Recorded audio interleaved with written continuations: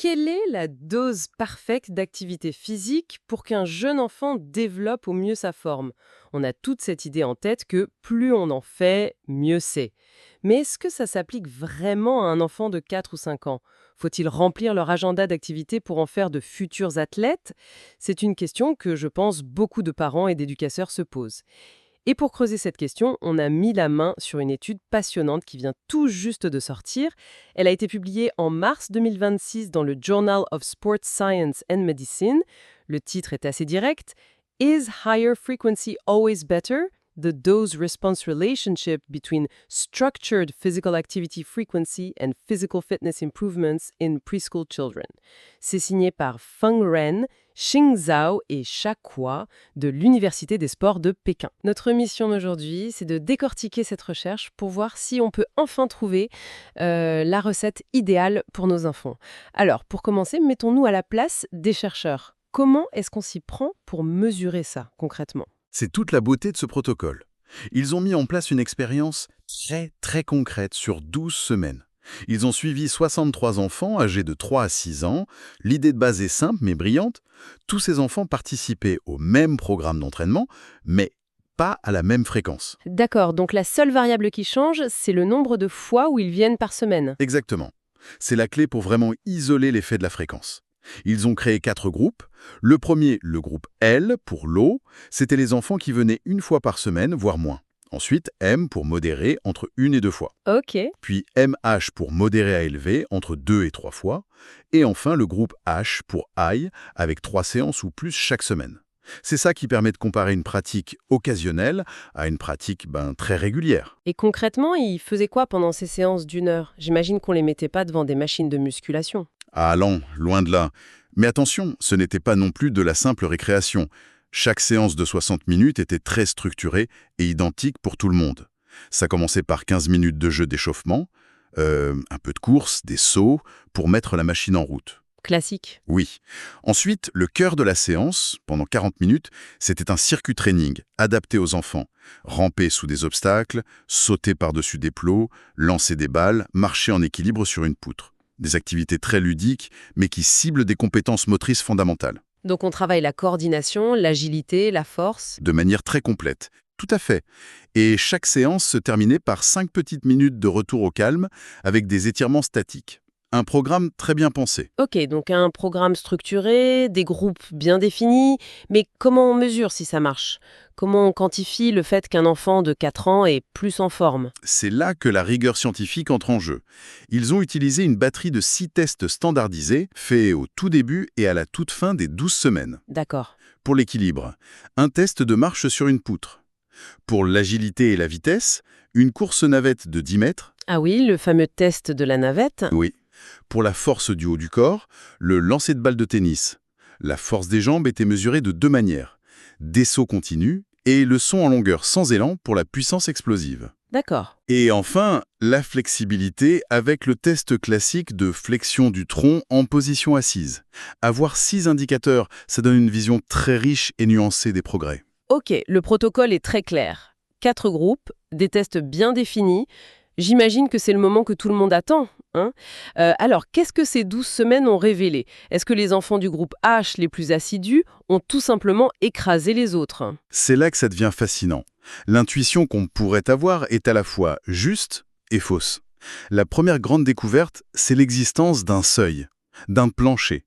Pour les groupes qui s'entraînaient peu, c'est-à-dire moins de 2 fois par semaine, l'effet était quasiment nul sur la plupart des tests. Attendez, ça veut dire qu'une séance par semaine, ça sert presque à rien? On maintient un certain niveau, mais on ne déclenche pas le processus d'adaptation qui mène à une vraie progression. D'accord. C'est le premier message très fort. En dessous de 2 fois par semaine, on ne donne pas au corps un signal assez puissant pour qu'il s'améliore. D'accord, donc il y a un seuil minimum de 2 séances pour que ça bouge vraiment. Ça, c'est déjà une info capitale. Et maintenant, pour l'autre bout du spectre, est-ce que le principe plus c'est mieux, c'est confirmé? Est-ce que le groupe à 3 séances et plus a explosé les scores par rapport à celui qui en faisait 2 ou 3? Eh bien non. Et c'est la deuxième surprise, la plus contre-intuitive de l'étude. Les 2 groupes les plus fréquents, le MH, donc entre 2 et 3 fois, et le H, 3 fois et plus, ont tous les deux montré des améliorations significatives sur 5 des 6 indicateurs. ils ont vraiment progressé. Oui. Mais, et c'est le point crucial, il n'y avait pas de différence statistiquement significative entre ces deux groupes. Le groupe H était légèrement meilleur, oui, mais pas assez pour que ce soit probant. Alors là, c'est intéressant. Donc, si un parent se démène pour amener son enfant à une 4e ou 5e séance dans la semaine, en pensant plus c'est mieux, cette étude dit qu'il perd peut-être son temps. Exactement. Ou du moins, l'énergie et le temps investi dans cette séance supplémentaire n'apportent pas un bénéfice proportionnel. C'est le grand enseignement ici, hein. L'optimisation n'est pas la maximisation. Le but n'est pas de remplir l'agenda à tout prix, mais de trouver la dose efficace.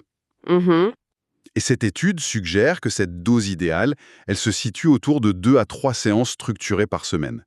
Au-delà, on atteint un plateau. C'est fou. Ça remet en question pas mal d'idées reçues.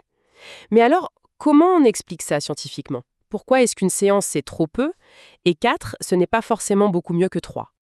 Ben, il y a 3 niveaux d'explication qui s'emboîtent. Le premier, c'est l'adaptation physiologique. Le corps d'un enfant est une machine à s'adapter, mais il a besoin de stimuli réguliers. Si vous faites une seule séance, le corps subit un petit stress, puis il a 6 jours pour revenir à son état initial. Il n'y a pas d'effet cumulatif. D'accord. À partir de 2 ou 3 séances, les stimuli sont assez rapprochés pour que le corps se dise « Ok, cet effort revient souvent, je ferai mieux de me renforcer pour la prochaine fois ». Les muscles, les os, le système cardio-respiratoire, tout commence à s'adapter durablement. C'est l'idée que le corps a besoin de sentir que l'effort va revenir, sinon il ne juge pas utile de s'améliorer? Un peu comme réviser pour un examen seulement la veille au soir, l'information ne reste pas, il faut répéter pour que ça s'ancre. C'est une excellente analogie, et ça nous amène au deuxième niveau. Ce n'est pas juste le matériel du corps qui s'adapte, c'est aussi le logiciel. On parle d'adaptation neuromusculaire. Ah oui, La petite enfance est une période critique où le cerveau est en train de se câbler. Chaque mouvement renforce les connexions entre le cerveau et les muscles. Une pratique fréquente, plusieurs fois par semaine, c'est comme si on passait d'un petit chemin de terre à une autoroute à 4 voies pour les signaux nerveux. L'information circule plus vite, les mouvements deviennent plus précis, plus efficaces, mieux coordonnés, on construit littéralement les circuits de la motricité. et une seule séance par semaine, c'est comme envoyer une voiture de temps en temps sur le chemin de terre. Ça suffit pas pour justifier la construction d'une autoroute. C'est exactement ça. Et enfin, il y a le troisième niveau, peut-être le plus important à cet âge, le facteur psychologique. D'accord. Quand un enfant participe à 2 ou 3 séances par semaine, il vit des expériences de réussite fréquentes et rapprochées. Il sent qu'il court un peu plus vite, qu'il tient mieux en équilibre sur la poutre, qu'il lance la balle plus loin. Chaque petite victoire renforce sa confiance en lui et surtout le plaisir qu'il prend à bouger. Ça me fait penser à l'apprentissage du vélo. Les premières fois sont frustrantes, mais dès qu'on réussit à faire quelques mètres sans les petits trous, on ne veut plus s'arrêter. Cette réussite, même petite, est le carburant de la motivation. Précisément. On crée un cercle vertueux. Le succès engendre la motivation, qui pousse à pratiquer, ce qui amène plus de succès. Une seule séance par semaine est souvent trop espacée pour que l'enfant perçoive ses propres progrès et pour que cette dynamique positive s'enclenche. Il peut même se décourager. En ayant l'impression de repartir de zéro à chaque fois. Voilà, c'est ça. D'accord, l'ensemble est très cohérent. Mais en lisant les résultats en détail, il y a un truc qui me chiffonne. Le saut en longueur. L'étude dit que tout le monde s'est amélioré sur ce test, même le groupe qui ne venait presque jamais. Comment c'est possible? C'est une excellente question et ça montre que la réalité est toujours un peu plus complexe. Les auteurs proposent 2 hypothèses très plausibles. La première est liée au contenu même du programme. Le saut était un élément central, répété sous plein de formes différentes dans chaque séance. D'accord. Donc même un enfant ne venant qu'une fois par semaine avait un volume de pratique non négligeable sur cette compétence très spécifique. D'accord, donc c'était l'exercice le plus martelé en quelque sorte. On peut dire ça. Et la seconde hypothèse est plus comportementale et je la trouve passionnante. Les auteurs suggèrent que le saut en longueur est une performance très visible, très facile à mesurer pour les parents. On regarde, papa, j'ai sauté jusqu'ici. Ah oui, bien sûr. Et il est possible que les parents, voyant ça, aient encouragé leurs enfants à s'entraîner à la maison, à sauter dans le jardin, créant un volume d'entraînement invisible pour les chercheurs, mais bien réel pour l'enfant. Ah, l'effet parent-coach. C'est malin. Maintenant parlons de l'autre exception, mais dans l'autre sens. Le seul indicateur où personne, absolument personne, n'a progressé, la flexibilité.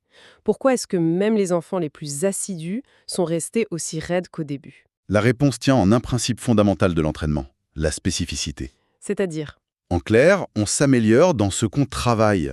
Tout le programme était conçu pour être dynamique, pour développer la force, la vitesse, la coordination. Courir, sauter, lancer. C'est ce qu'ils ont fait 90% du temps. Mhm.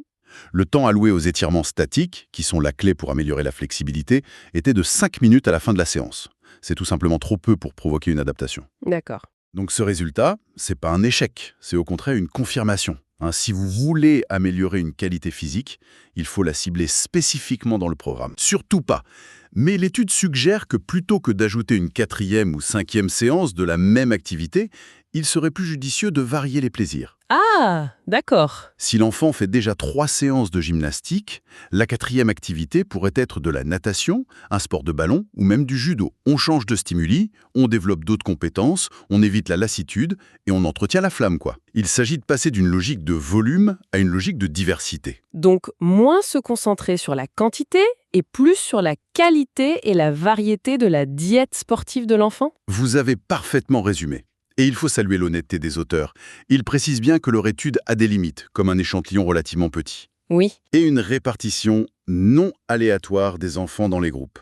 Donc ce sont des résultats très forts, une tendance très claire, mais qui devront être confirmés par des recherches à plus grande échelle. En tout cas, le message clé est puissant.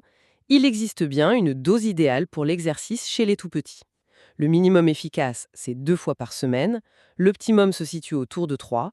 Et au-delà, la qualité et la variété deviennent bien plus importantes que la simple quantité. Absolument. Et pour moi, ça ouvre une réflexion finale un peu plus large. Ces résultats nous invitent peut-être à changer la question que l'on se pose. Au lieu de se demander comment faire en sorte que mon enfant fasse plus de sport, la question la plus pertinente ne serait-elle pas comment concevoir des séances de meilleure qualité? Plus diversifiée et surtout plus amusante. Exactement. Parce qu'au final, en maximisant l'engagement et le plaisir, on n'optimise pas seulement la condition physique à court terme, on ancre surtout des habitudes de vie saines pour toute une vie. Une perspective très juste pour conclure. Pour celles et ceux qui voudraient explorer tous les graphiques, les statistiques et les détails de la méthode, on ne peut que vous encourager à lire l'article original de Ren, Zhao et Qi, publié, je le rappelle, dans le Journal of Sports Science and Medicine. Et bien sûr, pour ne manquer aucune de nos prochaines analyses, le plus simple est de vous abonner et d'activer les notifications. On se retrouve très vite pour décortiquer une nouvelle étude.